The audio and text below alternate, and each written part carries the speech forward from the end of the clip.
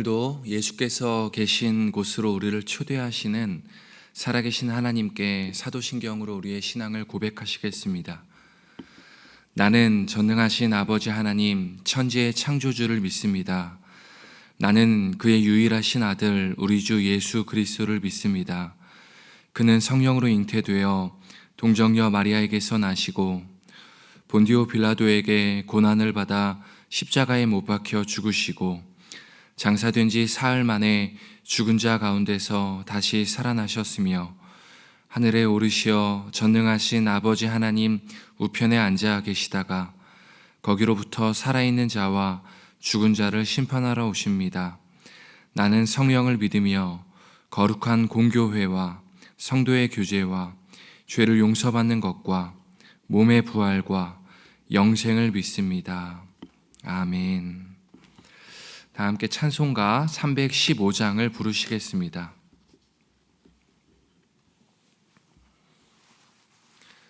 찬송가 315장입니다. 내 주 되신 주를 참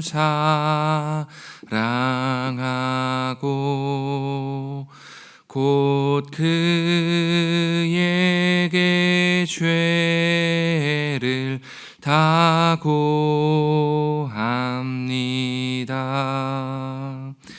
큰 은혜를 주신 내 예수시니 이전보다 더욱 사랑합니다.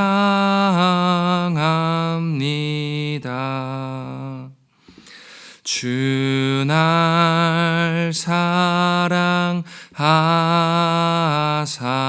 구하시려고 저 십자가 고난 당하셨도다.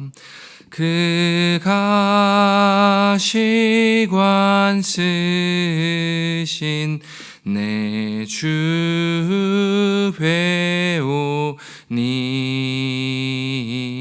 이전보다 더욱 사랑합니다. 내 평생에 힘쓸 그 큰 의무는 주 예수의 덕을 늘 기림이라.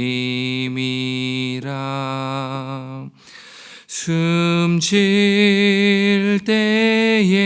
때에까지 내 할 말씀은 이전보다 더욱 사랑합니다.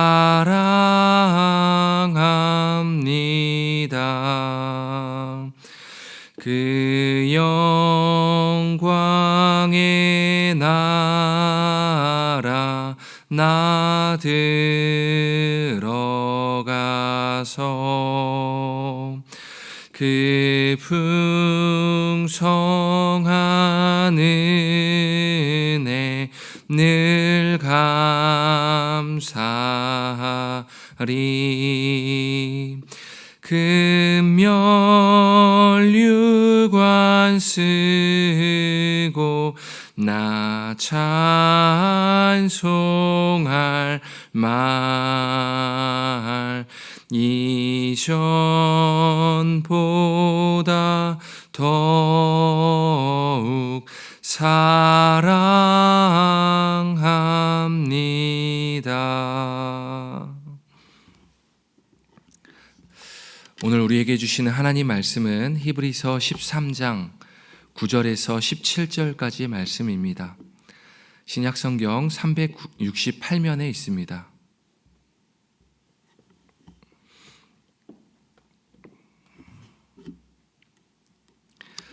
히브리서 13장 9절에서 17절까지의 말씀을 한 절씩 교독하겠습니다. 여러 가지 다른 교훈에 끌리지 말라. 마음은 은혜로서 굳게 함이 아름답고 음식으로서 할 것이 아니니 음식으로 말미암아 행한 자는 유익을 얻지 못하였느니라.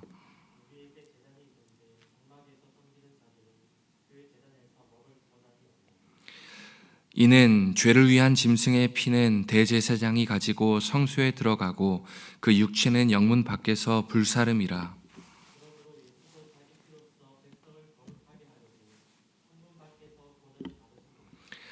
그런즉 우리도 그의 치욕을 짊어지고 영문 밖으로 그에게 나아가자.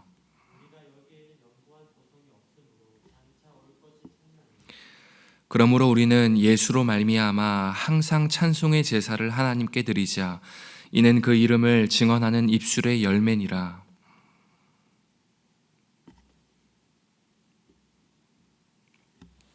함께 읽겠습니다. 너희를 인도하는 자들에게 순종하고 복종하라. 그들은 너희 영혼을 위하여 경성하기를 자신들이 청산할 자인 것 같이 하느니라. 그들로 하여금 즐거움으로 이것을 하게 하고 근심으로 하게 하지 말라. 그렇지 않으면 너희에게 유익이 없느니라. 아멘. 우리는 이제 히브리서 마지막 장을 살펴보고 있습니다. 히브리서는 배교의 시대 속에서 그리고 세속 세상의 속에서 예수가 어떻게 그리스도이실 수 있는가 하는 질문을 던지게 합니다. 그래서 우리가 믿는 믿음의 대상인 예수 그리스도를 의지함으로 인해서 어떻게 배교의 시대를 견디고 버티며 살아갈 수 있을까 하는 질문이 바로 히브리서의 핵심 주제이기도 합니다. 오늘 본문 9절은 이렇게 시작합니다. 9절입니다. 여러 가지 다른 교훈에 끌리지 말라. 마음은 은혜로서 굳게 함이 아름답고 음식으로서 할 것이 아니니 음식으로 말미암아 행한 자는 유익을 얻지 못하였느니라. 오늘 본문 9절은 다른 교훈에 미혹되지 말라며 그렇게 권면하면서 시작합니다.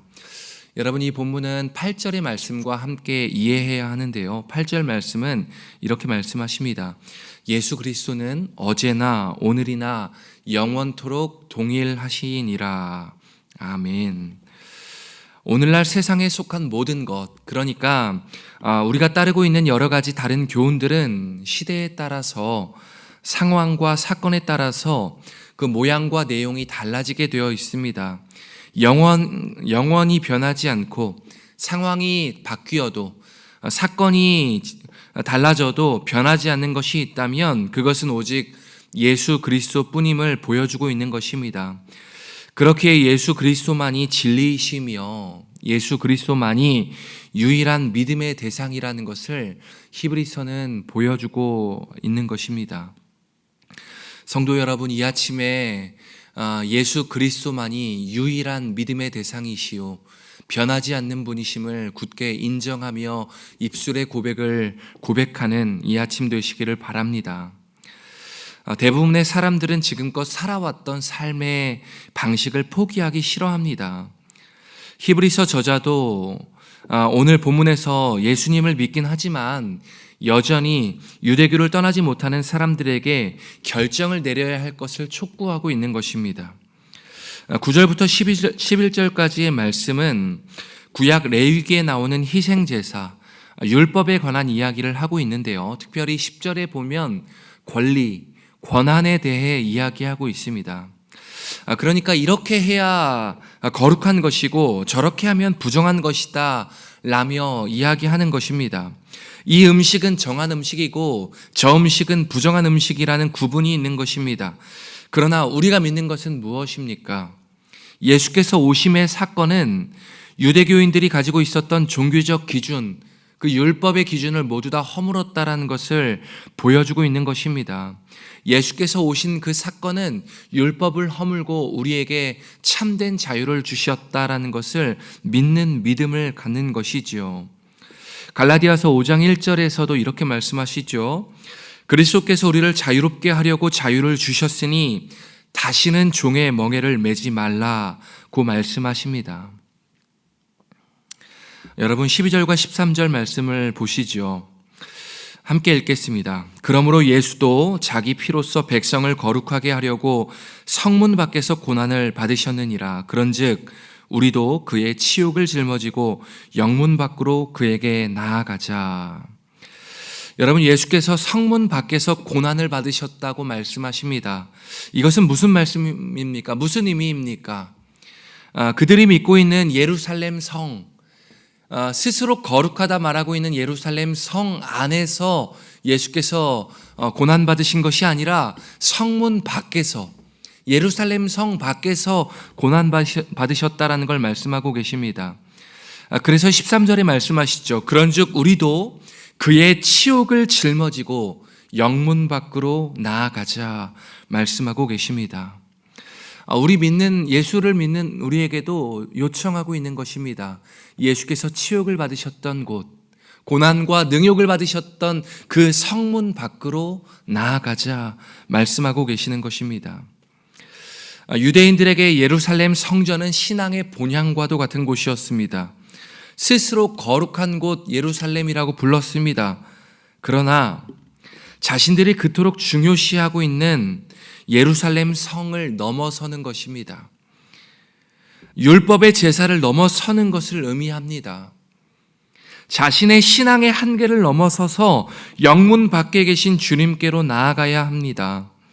자신들이 세워놓은 경계의 틀을 깨어 부수고 성문 밖에서 수치와 능욕과 고난의 자리에 계신 그 주님의 자리로 나아가야 할 것을 우리로 하여금 촉구하고 있는 것입니다. 오늘 누가 그렇게 결단하시겠습니까? 예수 그리스도께서 계신 성문 밖, 그 능욕의 자리, 핍박과 고난의 자리로 오늘 나아가겠다 결정하는 성도님, 오늘 누가 그렇게 결정하시겠습니까? 14절 말씀을 한번 보십시다. 우리가 여기에는 영구한 도성이 없으므로 장차 올 것을 찾나니. 예루살렘 성전은 영원한 도성이 아니었습니다. 없어질 것이었습니다. 썩어 없어질 것이었어요. 자신들이 그토록 거룩한 성이라 불리는 예루살렘조차 결국엔 없어질 것에 불과하다라는 것입니다. 성도 여러분, 영원한 것은 오직 예수 그리스도뿐임을 굳게 믿게 되는 이 아침 되시길 바랍니다. 영원한 것을 고백하시는 이 아침 새벽 시간 되시길 바랍니다. 예수 그리스도만 어제나 오늘이나 영원토록 동일하십니다. 그래서 우리는 오늘 본문을 통해서 내가 만들어 놓은 거룩한 성 예루살렘은 없는지 돌아봐야 합니다. 나는 안전하다고, 나는 정결하다고 스스로 자랑하고 있지는 않은지 돌아보십시다. 그리고 담대히 성문 밖에 계신, 고난과 능욕과 핍박의 자리에 계신 우리 주님께로 나아가십시다. 그렇게 할 때 우리는 15절의 말씀을 고백할 수 있습니다. 15절 말씀을 함께 읽겠습니다. 그러므로 우리는 예수로 말미암아 항상 찬송의 제사를 하나님께 드리자. 이는 그 이름을 증언하는 입술의 열매니라. 오늘 본문 15절에 항상 찬송의 제사를 하나님께 드리자라고 말씀하십니다. 내가 거룩한 성 예루살렘에 있을 때에도, 성문 밖 고난과 능욕의 자리에 있을 때에도 여전히 하나님을 찬송하는 입술을 가진 사람들, 그것이 바로 예수님을 믿는 사람들입니다. 어떤 상황에서든지 자족하기를 배웠다는 바울의 메시지와 같이 모든 상황에서 내 입술의 고백이 하나님께 항상 찬송하는 입술 되시기를 주님의 이름으로 축복합니다. 그런 사람만이 16절의 삶을 살아갈 수 있는데요. 16절 말씀을 제가 읽겠습니다. 오직 선을 행함과 서로 나누어 주기를 잊지 말라. 하나님은 이 같은 제사를 기뻐하시느니라. 하나님이 원하시는 제사, 하나님이 기뻐하시는 예배는 무엇입니까? 율법의 제사가 아니라 궁핍과 가난에 있는 내 형제를 돌아보는 것, 돌보는 제사를 더 기뻐하신다 말씀하십니다. 17절의 말씀을 읽고 마치겠습니다. 함께 읽겠습니다. 너희를 인도하는 자들에게 순종하고 복종하라. 그들은 너희 영혼을 위하여 경성하기를 자신들이 청산할 자인 것 같이 하느니라. 그들로 하여금 즐거움으로 이것을 하게 하고 근심으로 하게 하지 말라. 그렇지 않으면 너희에게 유익이 없느니라. 아멘.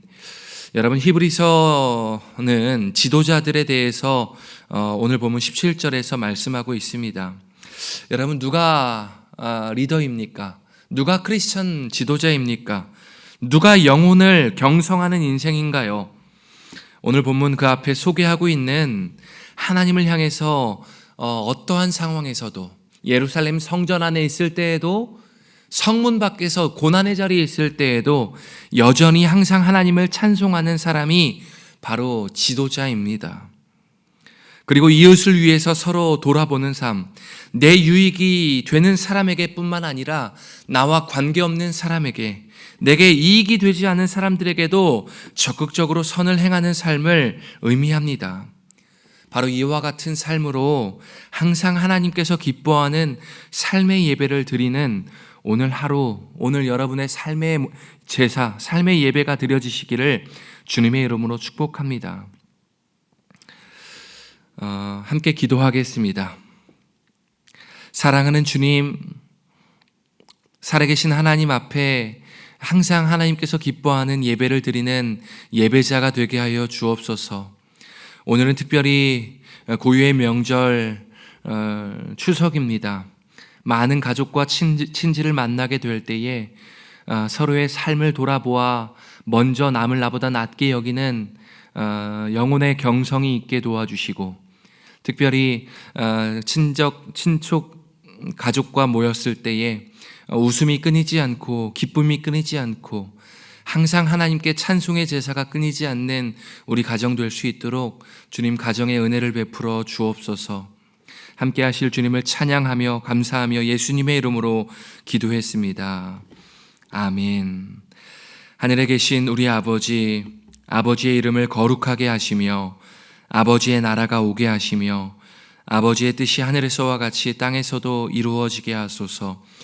오늘 우리에게 일용할 양식을 주시고 우리가 우리에게 잘못한 사람을 용서하여 준 것 같이 우리 죄를 용서하여 주시고 우리를 시험에 빠지지 않게 하시고 악에서 구하소서. 나라와 권능과 영광이 영원히 아버지의 것입니다. 아멘. 시간 말씀을 기억하며 함께 기도하겠습니다. 주님, 기쁠 때나 슬플 때나 예루살렘 성 안에 있을 때나 성 밖에 있을 때나 항상 하나님을 찬양하는 내 입술, 내 삶, 그런 삶의 예배를 드리게 하여 주옵소서. 기도할 수 있길 바랍니다. 오늘 금요일은 사역자들을 위하여 기도하는 날입니다. 구미교회 구역 지도자들이 주님의 이름으로 영혼을 잘 돌보고 경성할 수 있도록 도와주옵소서. 이 땅에 숨은 봉사자들을 위하여 기도합니다. 말없이 봉사하는 사람들에게 하늘의 복과 은혜를 허락하여 달라고 함께 기도하겠습니다. 오늘은 추석 당일날입니다.